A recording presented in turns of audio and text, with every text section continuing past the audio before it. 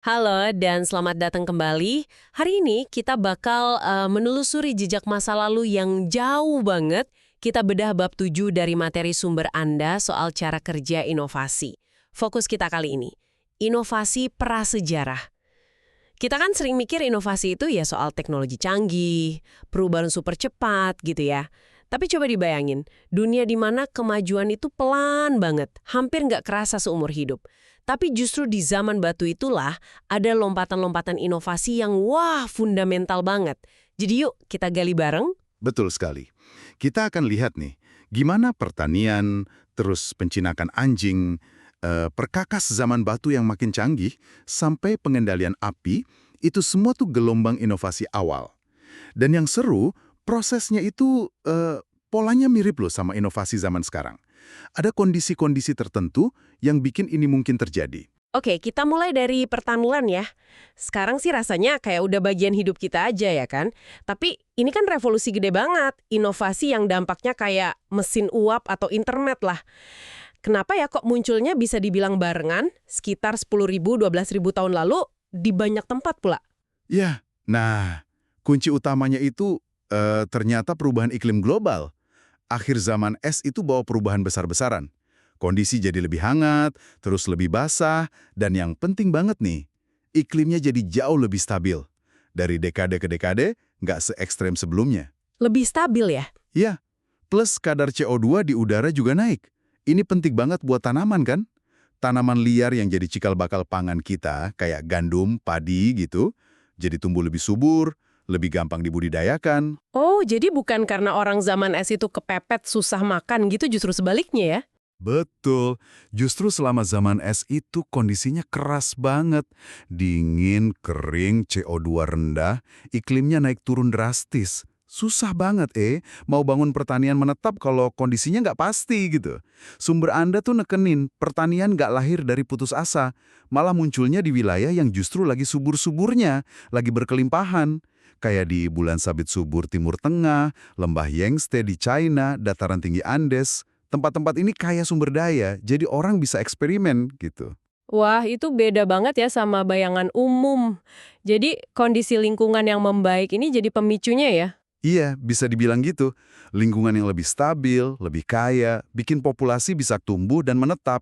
Pertanian kan bisa menghidupi lebih banyak orang per hektar dibanding berburu meramu, ya kan? Iya, iya.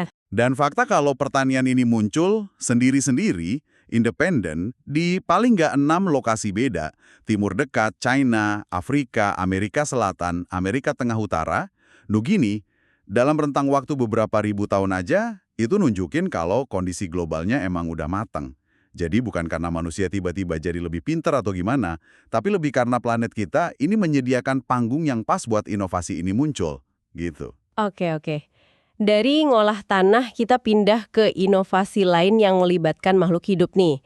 Penjinakan anjing. Ini gimana ceritanya? Serigala liar bisa jadi teman setia kita. Apa ini kayak penemuan yang disengaja gitu?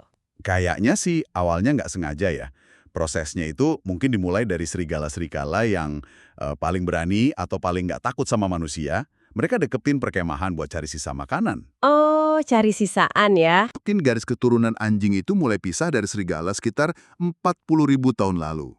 Terus, proses domestikasi yang lebih intensifnya mungkin antara 20.000 sampai 40.000 tahun lalu. Dan ada indikasi kuat ini cuma terjadi sekali aja. Di sumber Anda disebut soal eksperimen rubah di Siberia itu kan ya, yang niru proses ini.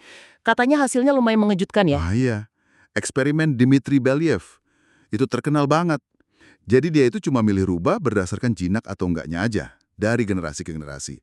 Hasilnya luar biasa. Nggak cuma perilakunya jadi ramah banget kayak anjing. Oh iya, Tapi penampilan fisiknya juga ikutan berubah. Telinganya jadi terkulai, bulunya ada belang putihnya, ekornya melengkung, rahangnya lebih kecil. Nah, ini yang disebut sindrom domestikasi. loh kok bisa milih sifat jinak malah ngubah fisik juga? Gimana tuh ceritanya? Nah, ini menarik. Ternyata, gen-gen yang ngontrol respons takut atau agresi yang berhubungan sama kelenjar adrenal itu juga nyambung ke perkembangan fitur fisik lain. Lewat jalur biologis yang kompleks pas perkembangan embrio, melibatkan sel-sel neural crest namanya. Bayangin aja kayak kabel utama pas bangun rumah, kalau rutenya diubah dikit, bisa ngaruh ke beberapa sistem sekaligus kan? Nah, yang bikin tambah menarik lagi, ada hipotesis kalau kita, manusia, mungkin ngalamin proses serupa loh. Hah? Maksudnya gimana? Kita ngejinakin diri sendiri gitu? Nih, udah nyeleksi diri kita sendiri buat ngurangin agresi reaktif. Agresi reaktif? Iya, kecenderungan buat meledak marah atau nyerang secara impulsif gitu. Kemampuan kita hidup dalam kelompok besar yang padat, tanpa berantem terus-terusan, sesuatu yang susah buat primata lain, itu mungkin hasil dari seleksi ini. Dan kayak rubah Belyaev tadi, seleksi ini mungkin secara nggak sengaja bawa perubahan fisik juga.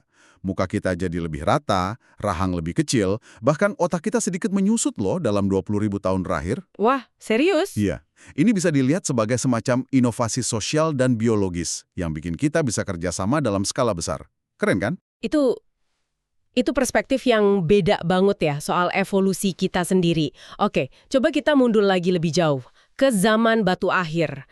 Sering ada anggapan soal ledakan kreatif atau revolusi manusia di Eropa sekitar 45.000 tahun lalu. Alat-alat canggih, seni, dan lain-lain. Sumber Anda setuju nggak sama pandangan itu? Nggak sepenuhnya sih, pandangan itu sekarang dianggap terlalu fokus ke Eropa, Eurosentris gitu. Bukti dari Afrika, tempat asal kita Homo sapiens, nunjukin inovasi itu lebih bertahap tapi mulainya jauh lebih awal. Oh ya? Contohnya? Contohnya di Pinnacle Point di Afrika Selatan, arkeolog kayak Curtis Marian itu nemuin bukti penggunaan teknologi kompleks namanya microlith. Itu serpihan batu kecil yang diasah presisi banget, terus dikeraskan pakai api. Udah ada sejak 71.000 tahun lalu. 71.000 tahun lalu? Itu jauh lebih tua dari 45.000 tahun lalu dong. Bikinnya pasti susah tuh. Banget. Bikin mikrolith yang efektif itu butuh pemahaman material, perencanaan bertahap kayak resep masakan gitu, terus kontrol api yang canggih. Ini nunjukin kemampuan kognitif kita udah modern dari kapan tahu.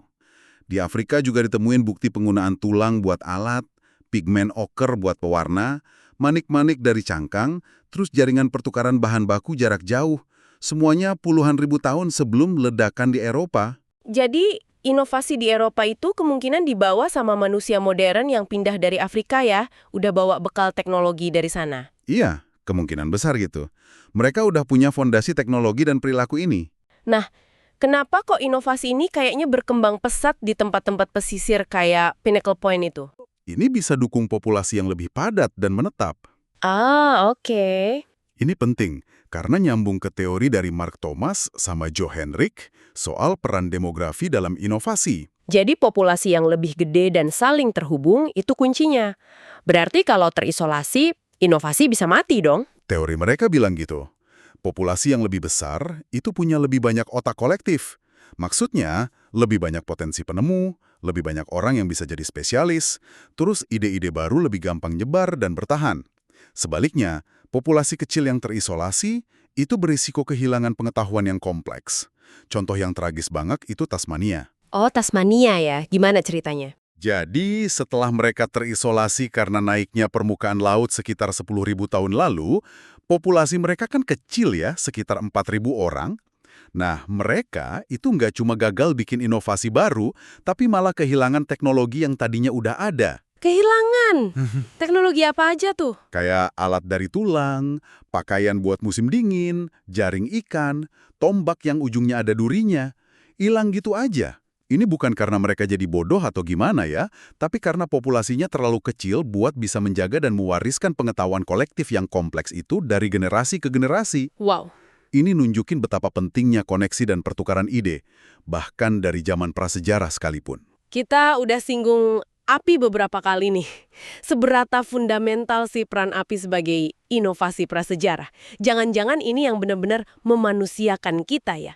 Ada argumen kuat ke arah sana sih, terutama lewat hipotesis memasak yang juga dari Richard Wrangham tadi. Kemampuan ngendalin api buat masak makanan itu benar-benar mengubah segalanya. Mengubah gimana tuh? Ya, masak itu bikin makanan jadi lebih gampang dicerna kan, terus kuman-kuman mati, dan energi yang bisa kita serap dari makanan jadi lebih banyak. Nah, energi ekstra inilah, menurut hipotesisnya, yang memungkinkan evolusi usus kita jadi lebih kecil dan otak kita jadi jauh lebih besar. Otak kita ini kan boros energi banget. Betul-betul, butuh banyak kalori. Nah, masak itu nyediain kalori itu. Kapan sih kita mulai bisa ngendaliin api? Udah pasti tanggalnya? Nah, kapan tepatnya itu masih jadi perdebatan ya. Bukti arkeologinya agak susah diinterpretasi. Ada yang klaim nemu bukti api terkendali udah dari sejuta tahun lalu lebih. Tapi bukti yang lebih kuat cenderung lebih muda. Tapi ya, lepas dari kapan persisnya, menguasai api, bisa jaga apinya, mindahin, pakai secara aman, itu jelas lompatan kognitif dan sosial yang gede banget. Butuh perencanaan, butuh kerjasama. Dan kalau kita ngomongin inovasi yang paling dasar banget nih, gimana dengan kehidupan itu sendiri? Apa ini bisa juga dilihat sebagai bentuk inovasi purba? Secara konsep, wah ini nyambung banget sama tema besar di sumber Anda. Inovasi itu kan secara luas artinya menciptakan keteraturan dari ketidakteraturan, melawan kecenderungan alami ke arah kekacauan atau entropi dengan manfaatin aliran energi. Nah, kehidupan itu contoh paling ekstrimnya. Melawan entropi ya? Iya, organisme itu kan sistem yang teratur banget, yang terus-menerus mempertahankan dirinya sendiri. Cara paling mendasar sel kita ngelakuin ini itu dengan manfaatin gradien energi. Contohnya gradien proton melintasi membran di mitokondria. Itu kan pembangkit energi sel kita. Mirip kayak bendungan mini gitu, yang hasilin energi dalam bentuk ATP pas proton ngalir lewat situ. Oh, kayak baterai sel ya? Bisa dibilang gitu. Kalau pompa atau bendungan ini gagal, ya selnya mati. Nah, yang menarik, salah satu teori kuat soal asal-usul kehidupan itu nunjuk ke ventilasi hidrotermal alkalin di dasar laut purba. Tempat itu secara alami udah punya gradien proton, kayak baterai alami gitu. Itu mungkin menyediain energi awal buat reaksi kimia kompleks pertama yang membentuk kehidupan. Jadi, ya, munculnya kehidupan itu sendiri bisa dibilang inovasi termodinamika yang paling fundamental. Jadi nih dari penelusuran kita di bab 7 ini, inovasi prasejarah itu prosesnya ternyata jauh dari kata primitif ya. Kita lihat ada pola yang berulang terus, dipicu perubahan lingkungan, didorong sama konektivitas dan jumlah populasi, terus dibentuk juga sama seleksi, bahkan seleksi diri kita sendiri. Ini benar-benar ngasih pemahaman yang lebih kaya soal akar kemajuan kita. Betul banget.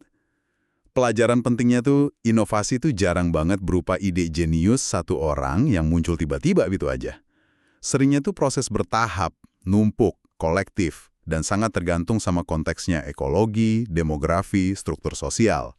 Memahami sejarah panjang ini bantu kita lihat pola yang masih berlanjut sampai sekarang. Dan sebagai penutup nih, ada satu pemikiran buat Anda bawa pulang. Kalau kita ini memang hasil dari domestikasi diri, semacam inovasi biologis dan sosial kuno yang bikin kita lebih kalem, nggak gampang meledak, dan bisa kerja sama dalam skala besar, gimana warisan prasejarah ini membentuk cara kita menghadapi dunia modern yang super terkoneksi, padat informasi, dan seringkali penuh tekanan ini. Apakah penjinakan diri kita ini malah ngebantu, atau jangan-jangan justru ngehambat kita dalam beberapa hal ya? Sebuah pertanyaan buat direnungkan bareng-bareng. Sampai jumpa di eksplorasi kita berikutnya.